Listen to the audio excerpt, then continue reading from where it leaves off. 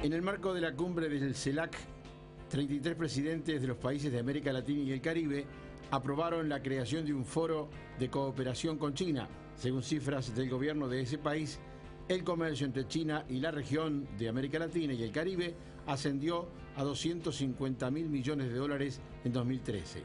Para ambos bloques, este nuevo foro de cooperación será una entidad de representación política y de cooperación entre ambas regiones.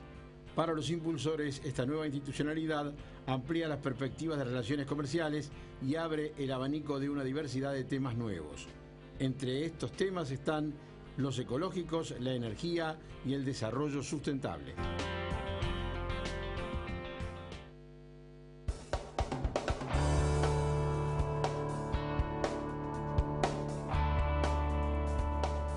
Muy buenos días y ya le damos la bienvenida al secretario general de ALADI, Chacho Álvarez. Gracias por estar esta mañana en Televisión Nacional. No, gracias por la invitación.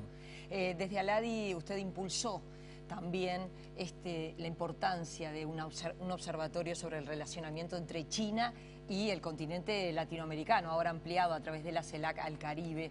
¿Es posible concretar buenos negocios? Uno piensa que sí. Hoy, por ejemplo, el diario El Observador titulaba que es el principal socio comercial de Uruguay-China. ¿Por qué usted lo visualizó así?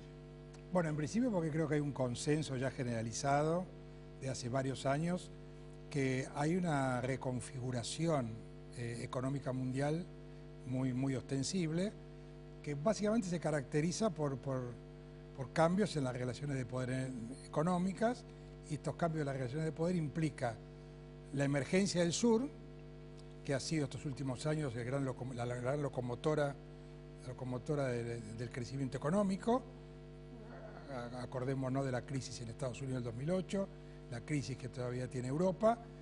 Esas crisis las ha compensado justamente el surgimiento, la emergencia del Asia-Pacífico y China. Y la otra, un desplazamiento de lo que es el Atlántico, lo que fue la hegemonía atlántica o la hegemonía del Asia-Pacífica. En ese contexto nosotros dijimos, desde ALADI, que es un organismo de integración latinoamericana de 13 países, hay que hacer un seguimiento, mayor conocimiento, debate, sobre qué pasa en el mundo de Asia-Pacífico, seguir ese mundo y también empezar a debatir cómo nos vinculamos a ese mundo más allá de los aumentos o disminución del comercio o los precios de la materia prima, sino cuál es la mirada estratégica de América Latina en esta etapa de su desarrollo actual y cómo se plantea la vinculación con ese nuevo polo de poder mundial, no solamente desde el punto de vista del desarrollo económico, sino también desde el punto de vista de las relaciones políticas. Sí, porque bueno, yo le señalaba un aspecto que puede ser positivo, como es el incremento comercial con China, por ejemplo, en el caso de Uruguay. Pero si también miramos qué es lo que compra China, qué es lo que le compra China a los países latinoamericanos. Le compra materia prima y le compra recursos naturales. En realidad ahí también hay toda una discusión de si ese es el modelo económico que a América Latina le sirve. Bueno, la discusión primera es nuestra. ¿Qué quiero decir con esto? Nosotros tenemos que tener una discusión sobre los sistemas de integración que son muy deficitarios respecto a trabajar sobre nuestra complementación económica productiva. Todos nuestros países se han planteado hace 10 años aproximadamente cambiar la matriz productiva y tener economías más diversificadas, economías que no dependan solamente de algunas materias primas o algunos commodities porque hacen al país muy vulnerable. Y la pregunta es, ¿eso lo hace cada país por su cuenta o eso significa hacer complementarios nuestros desarrollos económicos y profundizar los niveles de integración? Ahí es donde estamos en deuda. Estamos en deuda en pensar y trabajar juntos un modelo de desarrollo asentado en complementariedades económicas. Porque no solamente discutir y pelearnos por algunos temas donde tenemos competencia, sino cómo complementamos nuestras economías, cómo, digamos, nos paramos juntos frente a algunas inversiones. Por ejemplo, el caso Bondi hubiera sido mucho menos conflictivo, por ejemplo, si Argentina y Uruguay hubieran visto el desarrollo de una industria de la celulosa y del papel juntos. Es decir, trabajando Argentina y trabajando con todas las exigencias medioambientalistas y con todo lo que significa una estrategia de desarrollo sustentable, pero no verlo como competencia, sino ver una industria que se pueda desarrollar en esta región y de la cual los dos países son beneficiarios. Bueno, no estamos viendo esto, no estamos avanzando aceleradamente en la integración productiva, no solamente en el comercio, sino en la integración de cadenas de valor propias. Si no hacemos eso, no podemos ver juntos el tema China. Entonces, cada país lo va a resolver, digamos, como pueda. Y sí, China presenta oportunidades extraordinarias, de repente que el país más importante del mundo, económicamente, sea complementario, uno dice, qué suerte, ¿no? Sí. Que no sea competitivo, que sea complementario, que necesite lo que nosotros producimos mejor, en este caso, alimentos. Ahora, por otro lado, dice, pero esto me va a condenar, como pasó en el siglo XIX con Inglaterra, me va a condenar a ser países agrícolas ganaderos, me va a primarizar la economía. Bueno, estos temas de cómo nos industrializamos, cómo aprovechamos las oportunidades, cómo nos complementamos y cómo nos relacionamos de conjunto con China, son temas que están en la agenda de nuestros países. Nosotros no le podemos echar la culpa a China, claro. Porque China es un país que hace sus negocios. Claro, y que tiene antecedentes un poco, si uno mira la incursión de China en África, es el nuevo colonialismo, ¿verdad? Es decir, es un modelo extractivo. Yo diría, es un modelo centro-periferia. ¿Qué quiere decir un modelo centro-periferia? No es un modelo de neocolonial, porque es un modelo donde ellos tienen ventajas competitivas y comparativas en temas de manufacturas y ahora cada vez más tecnologizadas. O sea que ya no es esto que te venden solamente textiles, juguetes, sino que ya ellos están diversificando a favor de componentes más fuertes tecnológicos en su producción. Ahora, el tema son nuestra estrategia nacional de desarrollo. Ahora, y si la estrategia nacional son solamente nacionales o pueden ser subregionales. Yo no quiero ser tan ambicioso de pensar que América Latina puede trabajar en una matriz de desarrollo común, pero al menos sí el Mercosur. Ahora, si uno se pone a pensar toda la institucionalidad que hay creada, bueno, ALADI de la década de los 80, Mercosur década de los 90, y así podemos seguir, ¿verdad? UNASUR, ahora CELAC, y es decir, toda esa institucionalidad no ha podido resolver los problemas que tiene América Latina. La agenda latinoamericana es bastante débil. El presidente Mujica, con la forma que lo caracteriza, ha dicho, por ejemplo, hablando del Mercosur, es una mentira jurídica. Sí, bueno, porque tiene un déficit de institucionalidad, digamos, de que las normas se respetan a rajatabla, es un sistema de controversia vinculante, eso le falta, pero le falta institucionalidad en una región que tiene también baja intensidad institucional.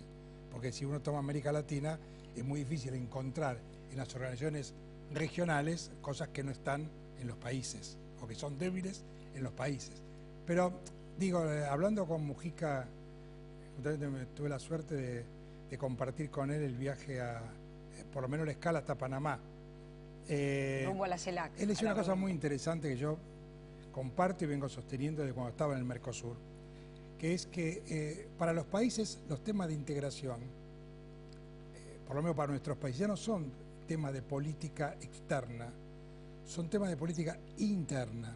Y como tal, dijo Mujica en la CELAC, en la reunión reservada de presidentes, los presidentes deberían tener una especie de mini gabinete, de equipo, no burocrático, flexible, pero sí de especialistas, profesionales y gente que siga los temas, que se dedique específicamente a pensar, a trabajar y a hacer seguimiento de los temas de integración, articulado con la Cancillería, pero sobre todo cercano a la oficina del presidente.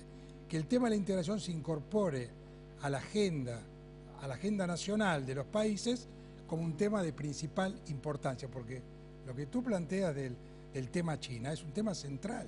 Si con China vamos a hablar de conjunto, si con China vamos a negociar desde UNASUR, por ejemplo, porque los países tenemos requerimientos más o menos parecidos, por lo menos desde el Mercosur, o si cada país va a negociar individualmente. Entonces, un país que ninguno es grande comparado con China, ya negociando individualmente es más débil.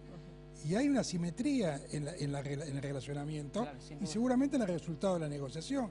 Entonces, en ese sentido, digo, la política de integración no es una política más, es una política estratégica, central y de Estado, porque el gobierno que siga, aún siendo un signo diferente ideológico y político, tendría que mantener ciertas líneas de la política de integración.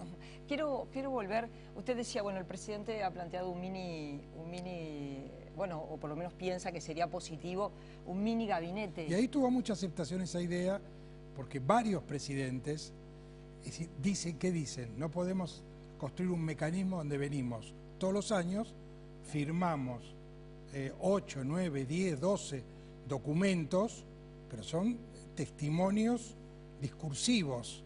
Ahora, ¿cómo transformamos ese potencial que tiene la CELAC, que es extraordinario, 33 países, 29 jefes de Estado en una reunión, o sea, que todos le están dando una jerarquía muy, muy fuerte y un sentido de pertenencia a América Latina como no hubo hace muchos años?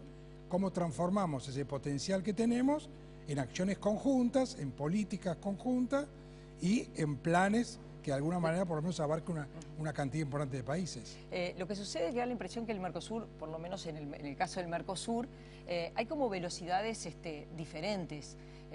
Argentina tiene una forma bastante diferente a la que aplican Uruguay, Brasil, incluido Paraguay. Es decir, usted recién mencionaba a UPM, ex Bodnia, y usted decía, bueno, si se hubiera pensado como un proyecto común, y bueno, evidentemente que la inversión de Bodnia en el Uruguay, la instalación de UPM ha generado una situación de mucho conflicto, incluso de bastante hostilidad de Argentina por parte hacia Uruguay.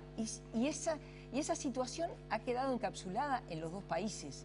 El Mercosur y su institucionalidad al respecto nunca ha podido participar. Porque vuelvo a insistir que nosotros tenemos una preponderancia a los discursos que hablan sobre una integración profunda y una práctica que no termina de ser coherente con esos discursos.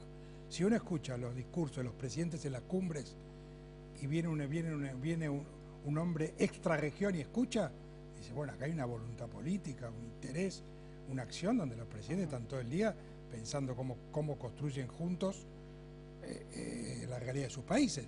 Y sin embargo luego uno va al día a día y ve que esa situación, hay una brecha, un abismo entre esos discursos y lo que pasa en el día a día de la integración.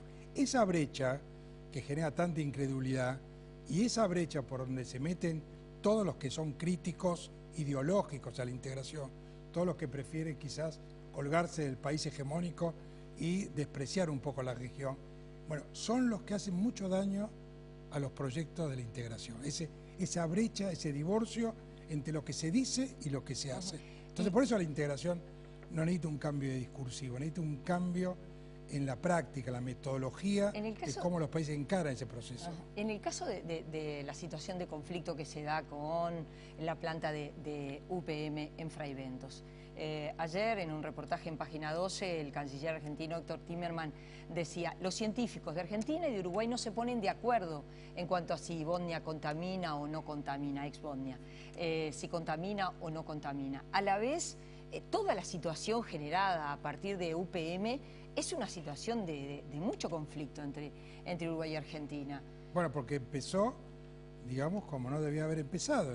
Es decir, que justamente, desde mi perspectiva, es decir, este es un emprendimiento productivo y de inversión para Uruguay extraordinariamente importante.